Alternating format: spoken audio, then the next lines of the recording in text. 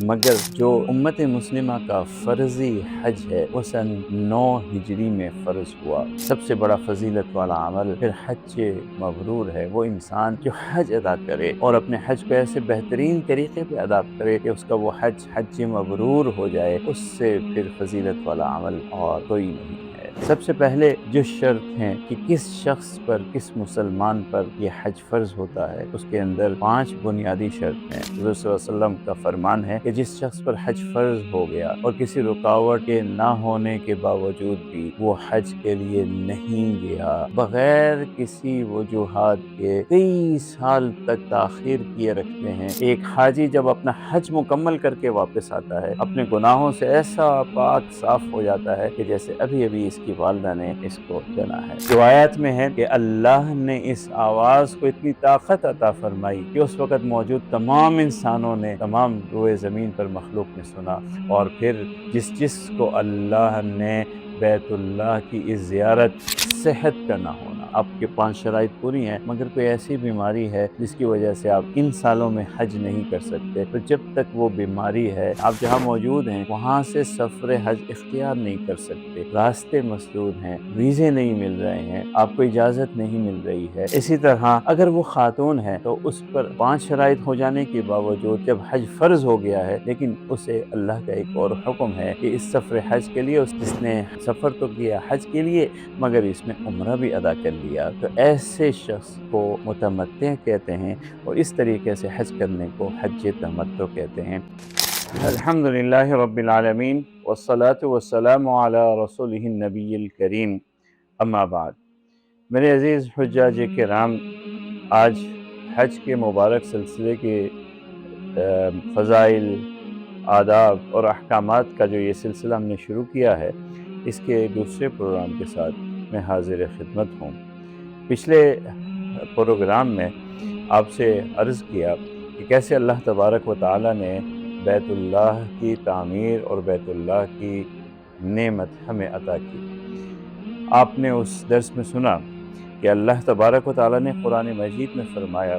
کہ حضرت ابراہیم علیہ السلام کو اللہ نے بیت اللہ کے مقام کی نشاندہی کی اور انہیں حکم فرمایا کہ وہ بیت اللہ کی دوبارہ تعمیر انہی بنیادوں پر قائم فرمائیں۔ اور جب حضرت ابراہیم علیہ السلام نے حضرت اسماعیل علیہ السلام کے ساتھ مل کر وہ بیت اللہ کو مکمل تعمیر کر دیا تو اللہ تبارک و تعالی نے فرمایا وَأَذِّن فِي النَّاسِ بِالْحَجِّ، اب آپ لوگوں کو اس بیت اللہ کے حج کی طرف بلائیں اور پکاریں۔ روایات میں ہے کہ حضرت ابراہیم علیہ السلام نے فرمایا اے اللہ، میں کیسے پکاروں اور میں کیسے لوگوں تک یہ بات پہنچاؤں، میرے سامنے یہ صحرا ہے، دور دور تک کوئی آبادیاں نہیں ہیں۔ تو اللہ تبارک و تعالیٰ نے فرمایا ندا لگانا، آواز لگانا آپ کا کام ہے، اور اس آواز کو پہنچانا میرا کام ہے، اور پھر آپ دیکھیں گے یأتون رجالا، یأتوک رجالا، آپ دیکھیں گے کہ لوگ آپ کے پاس حج بیت اللہ کے لیے پیادہ آ رہے ہیں، پیدل آ رہے ہیں، وعلی کل ضامر، اور وہ شخص بھی آ رہا ہے جس کے پاس کمزور نحیف سی کوئی سواری ہے، اس پر بھی وہ سوار ہو کر کے آ رہا ہے۔ یأتوک رجالا، وہ جو سواری ہے ہی نہیں جس کے پاس، وہ بھی یہ دور دراز کا سفر طے کر کے، اور وہ جس کے پاس کوئی نحیف کمزور سی سواری ہے اسے بھی آپ دیکھیں گے کہ علی کل ضامر، وہ اپنی اسی کمزور سواری پہ سوار ہو کر کے یأتین من کل فج عمیق، ہر اس وہ راستے کو استعمال کرتے ہوئے جو مکہ کی طرف ہے، بیت اللہ کی طرف ہے، دور دراز علاقوں سے آپ دیکھیں گے کہ لوگ کھنچے چلے آئیں گے حج بیت اللہ کے لیے۔ پھر حضرت ابراہیم علیہ السلام نے وہ ندا لگائی اور فرمایا یا ایھا الناس، اے لوگو، ان ربکم، بے شک کہ آپ کے رب نے اتخذ بیتا، اپنا گھر بنایا ہے، فحجوہ، اس کے حج کے لیے آ جاؤ، اس کا حج کرو۔ روایات میں ہے کہ اللہ نے اس آواز کو اتنی طاقت عطا فرمائی کہ اس وقت موجود تمام انسانوں نے تمام روئے زمین پر مخلوق نے سنا، بلکہ یہاں تک کہ ان تمام انسانوں نے بھی جو ابھی تک پیدا نہ ہوئے اور روحوں کی صورت میں اپنے والدین کی پیٹوں میں موجود تھے، انہوں نے بھی سنا۔ اور پھر جس کو اللہ نے بیت اللہ کی اس زیارت اور حج کا شرف عطا فرمانا تھا، اس نے لبیک اللہم لبیک کی صدا دے کر کے حضرت ابراہیم علیہ السلام کی اس صدا کا جواب دیا۔ اور اس کے بعد یہ حج کا سلسلہ شروع ہو گیا۔ انبیاء نے، ہر نیک شخص نے، ہر اس شخص نے جو اللہ اور اس کے رسول پر ایمان لایا، حج بیت اللہ کی تمنا کی، بلکہ یہاں تک کہ جو دین ابراہیمی سے پھر گئے، شرک کی طرف چلے گئے، مگر حج ان کے درمیان بھی باقی رہا، یہاں تک کہ نبی کریم صلی اللہ علیہ وسلم کی نعمت سے اللہ نے اس دنیا کو سرفراز فرمایا۔ حضور صلی اللہ علیہ وسلم اپنی مکی زندگی کے اندر بھی کئی مرتبہ حج فرماتے رہے، یہاں تک کہ اللہ تبارک و تعالی نے نبی کریم صلی اللہ علیہ وسلم کی عظیم نعمت عطا فرمائی۔ نبی کریم صلی اللہ علیہ وسلم نے ہجرت مدینہ سے پہلے کئی حج ادا فرمائے، اور پھر نبی کریم صلی اللہ علیہ وسلم جب مدینہ منورہ ہجرت کر گئے تو یہ سلسلہ موقوف ہو گیا، یہاں تک کہ فتح مکہ ہوا، اور فتح مکہ کے بعد پھر ایک سال اسی طرح حضرت ابوبکر صدیق رضی اللہ تعالی عنہ کی امارت میں مسلمانوں نے حج ادا کیا، مگر جو امت مسلمہ کا فرضی حج ہے وہ سن 9 ہجری میں فرض ہوا، اور امت نے نبی کریم صلی اللہ علیہ وسلم کے ساتھ یہ حج ادا فرمایا، جسے حجۃ الوداع کہتے ہیں۔ اور اللہ کے رسول صلی اللہ علیہ وسلم نے حجۃ الوداع کے موقع پر امت محمدیہ کا جو فرضی حج ہے، جو حج جس کی بہت اہمیت ہے، اس کے تمام احکامات اور اللہ تبارک و تعالیٰ کی طرف سے تمام ہدایات امت کو عطا فرمائی۔ حج کی فرضیت قرآن مجید کی اس آیت سے بھی سمجھ میں آتی ہے جہاں اللہ نے فرمایا وَلِلَّهِ عَلَى النَّاسِ حِجُّ الْبَيْتِ مَنِ اسْتَطَاعَ إِلَيْهِ سَبِيلًا۔ حج فرض ہونے کے لیے کچھ شرائط ہیں جو اس آیت میں بھی ذکر کی گئی، مَنِ اسْتَطَاعَ إِلَيْهِ سَبِيلًا۔ علماء نے حج فرض ہونے کے لیے جو شرائط ذکر کی ہیں اس کی مختلف کیفیات ہیں، کچھ شروط وجوب ہیں، کچھ وجوب ادا ہیں، اور کچھ بعد کی شرائط ہیں۔ سب سے پہلے جو شرط ہیں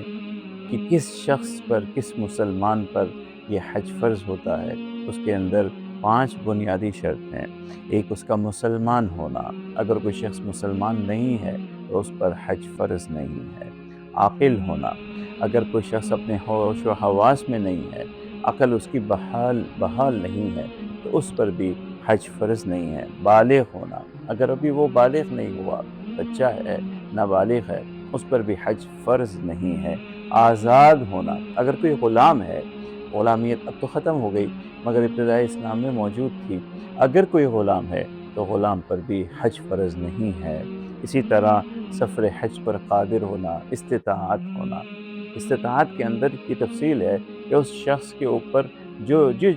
اس کے اہل و عیال میں جن کا نان نفقہ ہے وہ سب بھی سفر حج کے دوران اس کے پاس موجود رہے، وہ انہیں دے کر کے جائے، اور پھر اس کے بعد سفر حج کا مکمل خرچہ، سواری، وہاں کھانا، زادرہ سب اس کے پاس موجود ہو،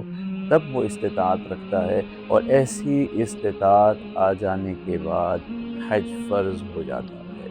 یہ وہ 5 شرائط ہیں، اگر کسی شخص میں پوری ہو جائیں کہ وہ مسلمان بھی ہو، عاقل بھی ہو، بالغ بھی ہو،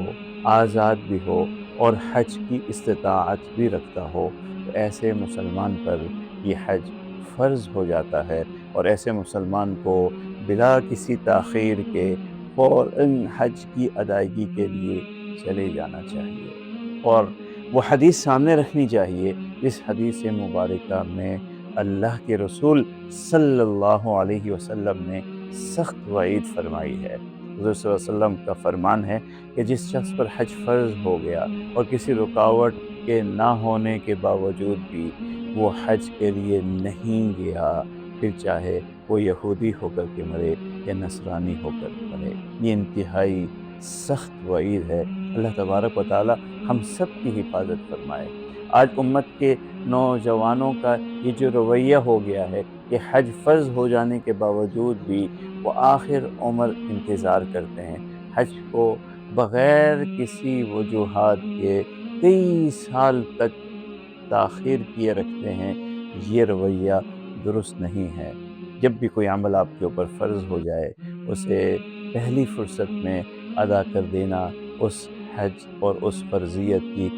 بہترین ادائیگی ہے۔ اللہ تبارک و تعالیٰ ان تمام مسلمانوں پر جن پر حج فرض ہو چکا ہے انہیں پہلی فرصت میں یہ حج ادا کرنے کی توفیق عطا فرمائے۔ جب یہ 5 شرائط موجود ہو جاتی ہیں تو آپ کے اوپر حج فرض ہو جاتا ہے۔ اس کے بعد چند ایسی چیزیں ہیں جس کی وجہ سے یہ فرضیت عارضی طور پر معطل ہو سکتی ہے۔ مثال کے طور پر صحت کا نہ ہونا، آپ کے 5 شرائط پوری ہیں مگر کوئی ایسی بیماری ہے جس کی وجہ سے آپ ان سالوں میں حج نہیں کر سکتے، تو جب تک وہ بیماری ہے، بدن صحیح نہیں ہے، اس وقت تک یہ حج کی فرضیت آپ سے ساقط رہے گی۔ ایسے ہی سفر حج میں کوئی رکاوٹ پیش آ جانا، آپ کے اوپر حج فرض ہو گیا ہے، وہ 5 شرائط پہلی موجود ہیں مگر حالات پر امن نہیں ہیں، آپ جہاں موجود ہیں وہاں سے سفر حج اختیار نہیں کر سکتے، راستے مسدود ہیں، ویزے نہیں مل رہے ہیں، آپ کو اجازت نہیں مل رہی ہے، تو جن جن سالوں تک یہ پابندی اور رکاوٹ آپ کے سامنے رہے گی اس سال آپ کو وہ فرضی حج ادا نہ کرنے کا گناہ نہیں ہوگا، آپ سے ان تمام سالوں میں یہ فرضیت ساقط رہے گی۔ اسی طرح اگر وہ خاتون ہے تو اس پر 5 شرائط ہو جانے کے باوجود جب حج فرض ہو گیا ہے لیکن اسے اللہ کا ایک اور حکم ہے کہ اس سفر حج کے لیے اسے محرم کا ساتھ چاہیے، اور محرم کا نہ ہونا بھی اس کے لیے ایک عذر ہے، اس کی وجہ سے عارضی طور پر یہ حج کی فرضیت اس سے ساقط ہو جاتی ہے اس وقت تک جب تک کہ اسے محرم کا ساتھ نہ میسر آ جائے۔ ایسی خاتون کو اگر اللہ نے استطاعت دی ہے اور اس کے محرم جو بھی ہیں اگر وہ زیادہ راہ کی استطاعت نہیں رکھتے تو یہ اپنے خرچے پہ اپنے محرم کو ساتھ لے جائے اور اپنا فرضی حج ادا کرے۔ اسی طرح خاتون کے لیے عدت کا ہونا بھی عذر ہے، خدا نہ خواستہ اگر وہ عدت میں ہے تو اس سال اس کی حج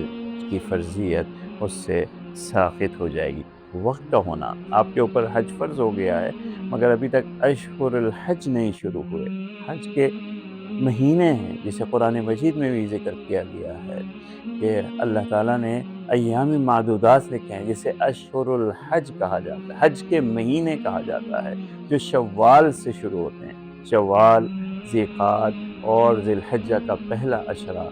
یہ حج کے ایام ہیں، یہ حج کے مہینے ہیں، ان اوقات میں ہی حج کا احرام قابل قبول ہے اور احرام باندھا جاتا ہے، تو وقت کا ہونا بھی حج کی شرائط میں سے ایک شرط ہے۔ تو جن مسلمانوں پر حج فرض ہے اللہ تبارک و تعالیٰ انہیں توفیق عطا فرمائے کہ وہ حج جیسی یہ عظیم عبادت عطا فرمائے۔ اللہ کے رسول صلی اللہ علیہ وسلم سے روایت ہے، حضرت ابو ہریرہ رضی اللہ تعالیٰ عنہ روایت کرتے ہیں کہ حضور صلی اللہ علیہ وسلم سے سوال کیا گیا ای العمل افضل، اللہ کے رسول کون سا عمل سب سے زیادہ فضیلت والا ہے؟ اعمال بہت ہیں، صدقہ کرنا، نماز پڑھنا، روزہ رکھنا، بہت سے اعمال ہیں۔ اللہ کے رسول صلی اللہ علیہ وسلم نے فرمایا سب سے بہترین عمل الایمان باللہ و برسولہ، سب سے بڑا افضل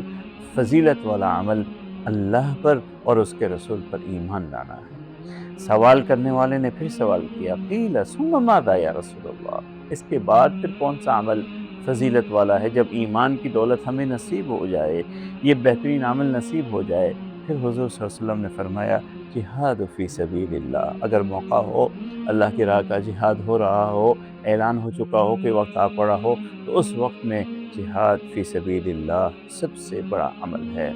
اس کے بعد پھر سوال ہوا ثم قیل ثم ماذا یا رسول اللہ، اگر جہاد کا وقت نہ ہو یا جہاد بھی کر لیا ہو پھر سب سے بڑا عمل افضل والا کون سا ہے؟ اللہ کے رسول نے فرمایا حج مبرور، سب سے بڑا فضیلت والا عمل پھر حج مبرور ہے۔ وہ انسان جو حج ادا کرے اور اپنے حج کو ایسے بہترین طریقے پہ ادا کرے کہ اس کا وہ حج مبرور ہو جائے، اس سے پھر فضیلت والا عمل اور کوئی نہیں ہے۔ اللہ کے رسول صلی اللہ علیہ وسلم کی ایک اور حدیث مبارکہ ہے، من حج، جس شخص نے حج کیا، فلم یرفس ولم یفسق رجع کیوم ولدته امہ، جس شخص نے ایسا حج کیا کہ اس حج میں کوئی فسق و فجور نہیں کیا، کوئی جھگڑا نہیں کیا، کوئی بے حیائی کا کام نہیں کیا، کوئی گناہ نہیں کیا، ایسا شخص اس طرح حج کرنے والا جب حج کر کے واپس آتا ہے تو وہ اپنے گناہوں سے ایسا پاک اور صاف ہو جاتا ہے، اس کے گناہ اللہ ایسے معاف فرما دیتے ہیں جیسا کہ اسے آج ہی اس کی والدہ نے جنا ہے۔ جب بچہ نیا پیدا ہوتا ہے، معصوم ہوتا ہے، اس کے ذمہ کوئی گناہ نہیں تو وہ جنتی ہے۔ اللہ کے رسول صلی اللہ علیہ وسلم نے فرمایا، ہر مولود یولد علی الفطرہ، فطرہ پہ پیدا ہوتے ہیں، جنتی پیدا ہوتے ہیں۔ تو گویا کہ ایک حاجی جب اپنا حج مکمل کر کے واپس آتا ہے، اپنے گناہوں سے ایسا پاک صاف ہو جاتا ہے کہ جیسے ابھی ابھی اس کی والدہ نے اس کو جنا ہے۔ حضرت عمر رضی اللہ تعالی عنہ سے روایت ہے کہ وہ فرماتے ہیں کہ حضور صلی اللہ علیہ وسلم نے فرمایا، تابعوا بین الحج والعمرہ، پے در پے حج عمرہ کیا کرو، ایک حج کے بعد پھر عمرہ کیا کرو، عمرے کے بعد پھر حج کیا کرو، تابعوا، بار بار ایک کے بعد ایک، ایک کے بعد ایک حج اور عمرے کیا کرو، فإن متابعۃ بینہما، ان دونوں کو پے در پے کرنا، کبھی آپ حج کے لیے جا رہے ہیں، کبھی آپ عمرے کے لیے جا رہے ہیں، ایک دوسرے کے بعد حج و عمرے کرنا، تنفی الفقر والذنوب، انسان کی محتاجی کو، فقر و فاقے کو دور کر دیتا ہے، اور اسی طرح گناہوں کو دور کر دیتا ہے، جیسا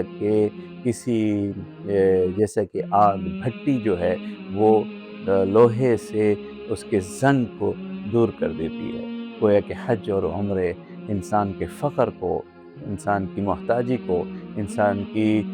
فقیری کو اور انسان کے گناہوں کو دور کرنے کا ذریعہ ہے۔ ایک اور حدیث مبارکہ میں اللہ کے رسول صلی اللہ علیہ وسلم نے فرمایا، الحج المبرور، ایسا حج جو مبرور ہے۔ پچھلے حدیث میں گزرا ہے، حج مبرور وہ ہے کہ جو حاجی حج کرنے والا کوئی بے حیائی کی کام نہ کرے، بے حیائی کی گفتگو نہ کرے، گناہ نہ کرے، جھگڑا نہ کرے۔ یہ تین چیزیں ایسی ہیں جو آپ کے حج کو حج مبرور بناتی ہیں۔ قرآن مجید میں بھی اللہ نے ذکر کیا ہے، الحج اشہر معلومات فمن فرض فیہن الحج فلا رفث ولا فسوق ولا جدال فی الحج۔ تین چیزیں اللہ نے مانگی ہیں، ان تین چیزوں کو پورا کرنے والا حاجی اپنے حج کو حج مبرور بنا دیتا ہے۔ کون سی تین چیزیں ہیں؟ کہ سفر حج کے دوران یا اشہر حج کے دوران جو شخص گناہ نہ کرے، بے حیائی کی باتیں نہ کرے، جھگڑا نہ کرے، تو اس کا حج حج مبرور ہے۔ اور حدیث مبارکہ میں ہے، حج المبرور لیس لہ الجزاء الا الجنہ، جو شخص حج مبرور کر کے آیا ہے اس کا بدلہ، اس کی جزا، اس کا ثواب جنت سے کمتر کوئی اور نہیں ہے۔ اللہ تبارک و تعالی ہم سب کو حج مبرور عطا فرمائے۔ حج کی فرضیت اور اس کی شرائط کو سمجھنے کے بعد یہ بات سمجھیے کہ حج کی تین قسمیں ہیں۔ جب ہم حج کرنے جاتے ہیں تو کس طریقے سے ہم حج کرتے ہیں، یہ تین قسم کے حج بنتے ہیں۔ اس میں حج افراد ہے، حج تمتع ہے اور حج قران ہے۔ آپ کتابوں میں یہ تینوں الفاظ پڑھیں گے۔ ان تینوں قسموں کے کچھ الگ الگ احکامات بھی ہیں۔ سب سے پہلے سمجھیے کہ حج افراد کیا ہے۔ حج افراد، حج اشہر حج جو مہینے میں نے ذکر کیے، شوال، ذیقعد اور ذی الحجہ کا جو ایام ہیں، ان ایام میں کوئی شخص اپنا سفر حج کرے اور اس حج میں کوئی عمرہ نہ کرے، صرف حج کا احرام باندھے، حج کرے اور واپس ہو جائے، ایسے حج کو حج افراد کہتے ہیں۔ اور ایسے حج کرنے والے کو مفرد کہتے ہیں، کہ وہ شخص جو حج افراد کر رہا ہے۔ اس کے اپنے کچھ احکامات ہیں، مگر آج کے زمانے میں حج افراد کرنے والے لوگ بہت کم ہیں، اسی لیے ہم آگے جو مسائل اور احکامات ذکر کریں گے وہ حج افراد کے حوالے سے نہیں ہوں گے۔ اگر آپ حج افراد کرنے جا رہے ہیں تو آپ کو حج افراد کے وہ امتیازی قوانین، اصول اور احکامات جاننے چاہیے۔ دوسرا حج قران۔ حج قران یہ ہے کہ جو شخص ان اشہر حج کے اندر سفر حج اختیار کرتا ہے، مگر وہ ایک ہی احرام کے اندر جب اپنا احرام باندھ رہا ہوتا ہے، اسی ایک ہی احرام میں عمرے کا بھی ارادہ کرتا ہے، حج کا بھی ارادہ کرتا ہے کہ میں یہ احرام عمرے کے لیے بھی پہن رہا ہوں، حج کے لیے بھی پہن رہا ہوں۔ اسی لیے اسے قران کہتے ہیں، ملانے والا، کہ جس شخص نے اپنے ایک ہی احرام میں عمرہ کی نیت اور حج کی نیت کو ملا لیا ہو، تو ایسے حج ادا کرنے والے کو حج قران کہتے ہیں اور ایسے شخص کو قارن کہتے ہیں۔ آج کے زمانے میں حج قران کرنے والے بھی بہت محدود لوگ ہیں، اس لیے آگے جو ہم احکامات بیان کریں گے وہ حج قران کے حوالے سے احکامات اس میں نہیں ہوں گے، تو لہٰذا حج قران کرنے والے ساتھی حج قران کے ان احکام اور مسائل کو ضرور جانیے جو صرف حج قران والوں کے لیے ہیں۔ تیسری قسم حج کی حج تمتع ہے۔ حج تمتع وہ حج ہے جو 99% لوگ جو آج حج کرنے کے لیے جاتے ہیں وہ حج تمتع کا راستہ اختیار کرتے ہیں اور حج تمتع کرتے ہیں۔ حج تمتع کیا ہے؟ حج تمتع یہ ہے کہ ان ایام میں شوال، ذی القعدہ اور ذی الحج کی جو ایام حج ہیں، ان میں شخص کوئی سفر کر کے حج کے لیے جائے، پہلے وہ عمرے کا احرام باندھے، عمرہ ادا کرے اور عمرہ ادا کرنے کے بعد اس احرام کو ختم کر دے اور عام کپڑوں کے اندر مکہ مکرمہ میں رہے، اور پھر جب حج کے ایام آ جائیں تو ایک اور احرام باندھے حج کے لیے اور پھر وہ احرام حج کے ساتھ اپنے حج کو ادا کرے۔ تو یہ فائدہ اٹھانے والا ہے حج تمتع، فائدہ اٹھانے والا حج، جس نے حج تو سفر تو کیا حج کے لیے مگر اس میں عمرہ بھی ادا کر لیا، تو ایسے شخص کو متمتع کہتے ہیں اور اس طریقے سے حج کرنے کو حج تمتع کہتے ہیں۔ آگے جو ہم مسائل بیان کریں گے وہ حج تمتع کے ہی حوالے سے کریں گے، کیونکہ ہم میں سے اکثر لوگ حج تمتع کرنے جا رہے ہیں۔ اللہ تبارک و تعالی ہمیں ان احکامات کو سمجھنے کی توفیق عطا فرمائے اور حج کو اس طرح ادا کرنے کی سنت کے مطابق قرآن مجید کی احکامات کی روشنی اور روح کے مطابق ادا کرنے کی توفیق عطا فرمائے کہ ہمارا حج حج مبرور ہو جائے۔ وآخر دعوانا ان الحمد للہ رب العالمین۔